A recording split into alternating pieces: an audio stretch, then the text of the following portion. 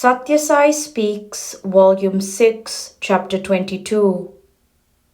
Of Him, to Him, by Him. This day is dedicated to the worship of the Narakara, the divine in human form, which the Nirakara, the formless, assumed, in order to save man from the marshy terrain into which he had been drawn by the delusion which blinded his vision.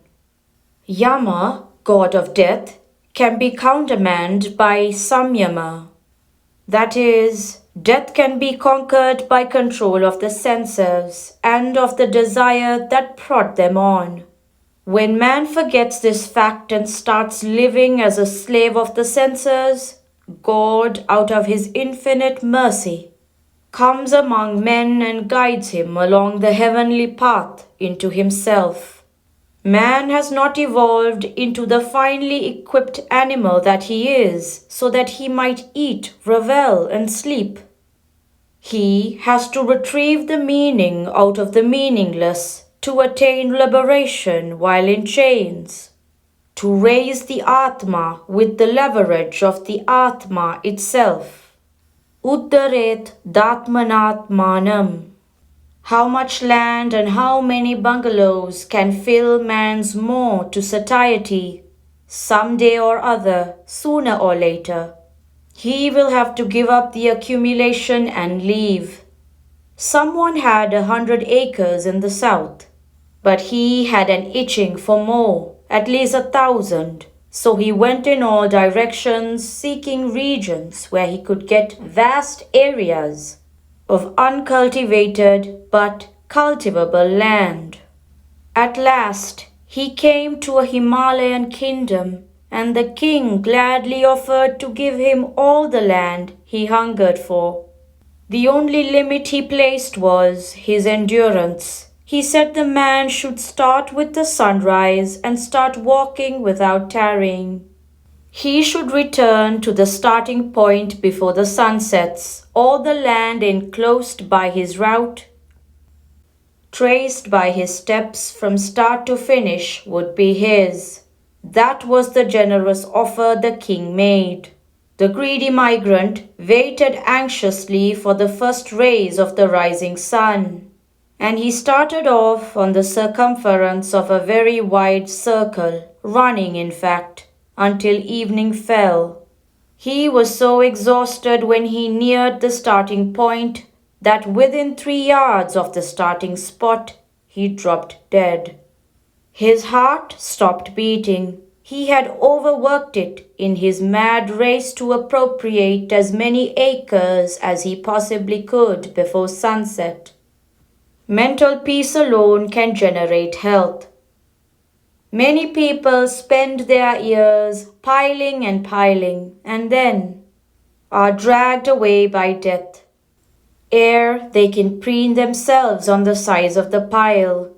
Money can purchase drugs, but mental peace and content alone can guarantee health. Medical experts can be hired, but life cannot be secured on lease. God incarnates to foster sadhus, it is said. By sadhus, they do not mean the dwellers in Himalayan retreats. They mean the virtuous person who forms the inner reality of every one of you, the outer appearance being but a mask which is worn to delude yourself into esteem. Everyone is a sadhu, for he is Prema Swarupa, Shanti Swarupa, Amrita Swarupa, embodiment of bliss, peace, and immortality. But by allowing the crust of ego to grow thick and fast, the real nature is tarnished. By the action of satsang, the company of God-minded persons, by systematic attention to self-control and self-improvement, man can overcome the delusion that makes him identify himself with the body and its needs and cravings.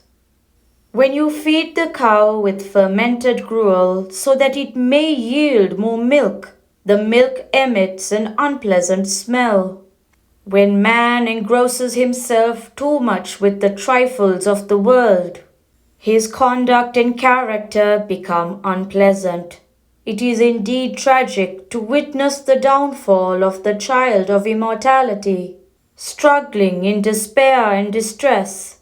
If only everyone examines these. What are my qualifications? What is my position? They can soon realize their downfall. Will a tiger, however hungry, eat popcorn or monkey nuts? Aim at the goal which your lineage entitles you. How can the parrot taste the sweetness of the mango if it pecks at the fruit of the cotton tree? Let your effort be in keeping with the dignity of the goal. Never slacken effort, whatever the obstacle, however long the journey. Do not postpone what you can do today. The goal will near you faster than the pace with which you near the goal. God is eager to save you as you are eager to be saved. He is prema, He is karuna, loving and compassion for all who flounder on the road.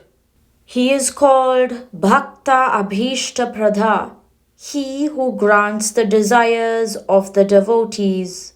You say that I laugh within myself, that I roll my hair on my fingers and draw them tight over my face. But let me say why. It is a sign of my Ananda overleaping its bounds. Ananda at the success of bhaktas in capturing my heart. There was an emperor once who asked the sages who visited his palace, "Who is the best among men? Which moment of time is most blessed? Which act is most beneficial?" He could not get a satisfactory answer for long.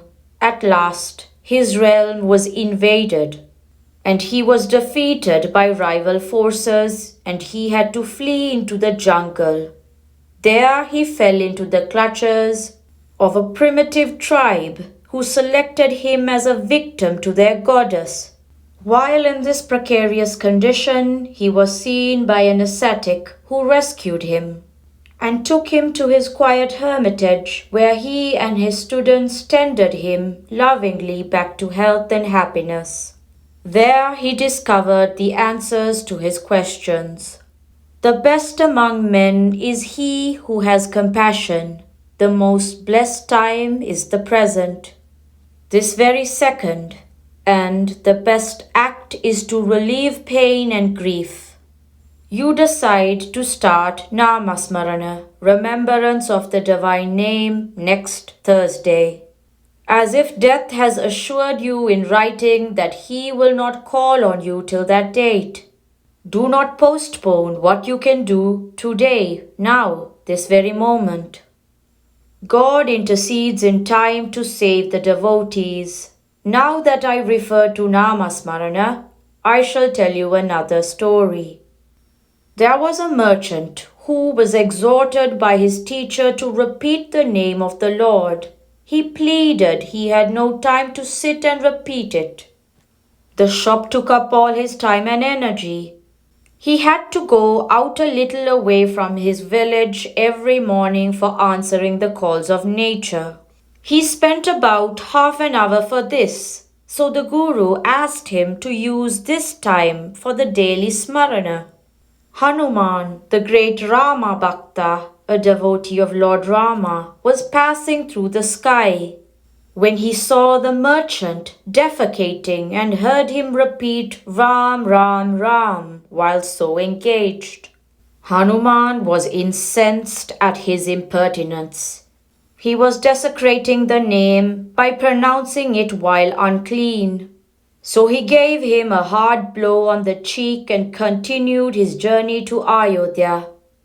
When he reached the divine presence and looked at the splendor-filled face of Rama, he noticed the swollen red print of a hand upon his cheek. Hanuman was shocked, and his grief was too deep for words. Rama told him, "Hanuman, do not ask me the name of the person who dealt this blow.